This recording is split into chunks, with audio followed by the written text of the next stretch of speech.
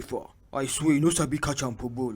Shebi you know say na you cause all these things. Cause wetin? Na you cause make we lose the match now. It's like something dey worry you for head. Oh boy, no dey talk to Kante like that oh. Why him dey talk to me like that? You know see Lukaku and the other useless strikers wey play match? Why him go dey blame me? I mean you dey call useless striker. You know who I be? Who you be? Dem carry all our transfer money buy you. You come here dey play Balimbuka. Come dey ask me who you be. I go nod you. Lukaku, calm down. I swear if this guy talk to me anyhow, I go nod the chest comot. See Babe, leave these two idiots. Make them fight. Their wahala for this club don't tire me safe. If Lukaku not then chest comot, now go come dey post. Men dey no dey oh. Wallahi I sabi catch ball past this basket. Come dey post now. Go come do my work for midfield. Because of you, Man City don't carry trophy. Because of me? Thunder fire your papa. Shey your wawa. Dumb banza. Our people, AFCON don start o.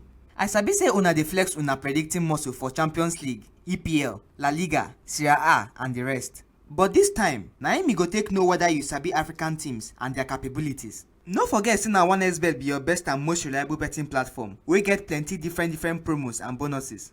As you dey go register, make sure say you use our promo code GNEXT to get your 200% bonus for your initial deposit. Abeg read the rules and conditions for any promo or bonus wey you wan partake. And no forget to always bet with sense. Thank you.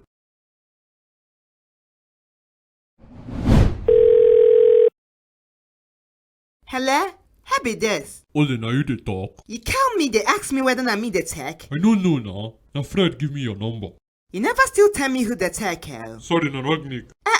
Ralph Rangnick, the new Man U coach. Na me. You don't mean it. To what pleasure do I owe this surprise call? Oh boy, this Man U job you get as e be oh. How you take carry these boys reach second last season? Hey yeah, they done the shout Rangnick out. They don dey shout am oh. And no be say I don get the job full time sef. Na still interim I be. Chai, it's very unfortunate. Wetin dey unfortunate? You never even start, your hand then the shake. Just tell me now. How you take do am? If I tell you, you go do him. I go fit try now. As I dey so now, I need help. Okay, I go tell you two tiny secrets. I dey hear. Secret number 1. As far as Maguire no get injury, whether in day fit or not, always play him. Why? Because if you lose the game, na him the fans go blame. Which kind secret be this one? Shebi na you say make I tell you my secret. Okay, wetin be the other one?